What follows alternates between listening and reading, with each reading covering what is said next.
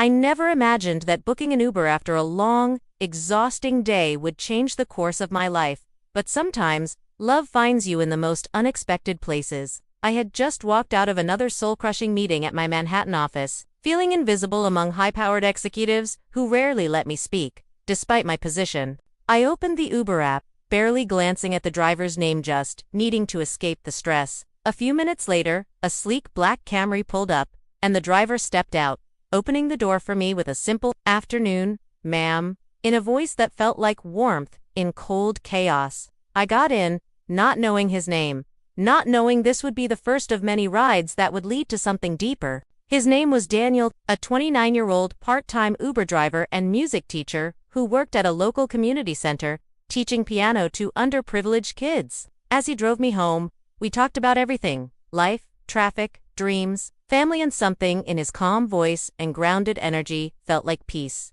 I laughed in his car more than I had in weeks. It became a pattern. I began booking Ubers, not to get somewhere, but to see him. Our conversations became the part of the day I looked forward to the most. One rainy evening, he picked me up with 2 coffees in hand, smiling like we were already something more. I got into the passenger seat that day, and we sat talking for hours in a quiet parking lot, while rain drummed against the windows. I told him about my loneliness, my failed engagement, the career pressure, the fear of being seen as too emotional, in a world that rewarded cold ambition. He told me about his sick mother, the medical bills, how Uber was a way to survive while giving back through music. That night, when our hands brushed, reaching for the same coffee cup, it was electricity, gentle but undeniable. We started seeing each other beyond Uber rides, simple coffee dates, long walks in Central Park, conversations that melted time.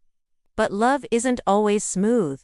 Friends warned me. "You're dating your Uber driver," they'd ask with raised eyebrows. "He doesn't belong in your world." And for a while, I let those doubts in. I loved him, but I was afraid of judgment, of what others would say, of risking everything I'd built. The breaking point came on my birthday, when he surprised me outside my office with a bouquet of sunflowers, my favorite. My coworkers whispered, judged, smirked. "That night," Daniel asked, "are you ashamed of me?"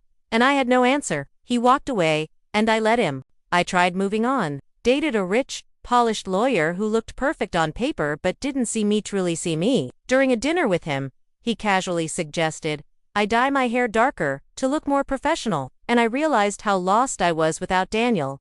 I took a cab to Queens, to the community center where he worked. I found him teaching piano to a little boy. He looked up, stunned, and I told him the truth, that I had chosen fear over love and regretted every second of it. We didn't fall back into place instantly. It took time, trust, effort. I met his mother, cooked dinner with her. He met my family, awkward but honest.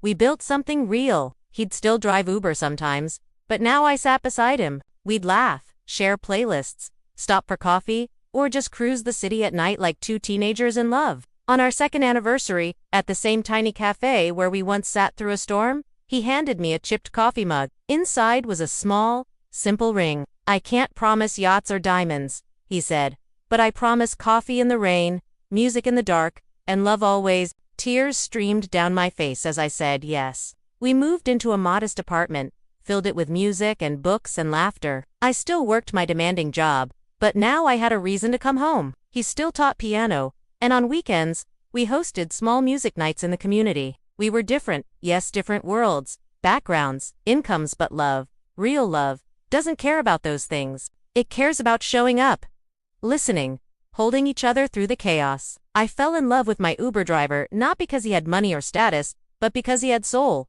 and he saw mine. And in a world full of noise, he was my silence, my safe place. Looking back, I smile at how something as ordinary as a car ride led me to the extraordinary. Sometimes, your soulmate doesn't wear a suit. Sometimes, he wears a thrifted jacket, drives a black Camry, and remembers your favorite coffee without asking. And that, to me, is more romantic than any fairy tale. Channel like, share, and subscribe for more video story Nest AI.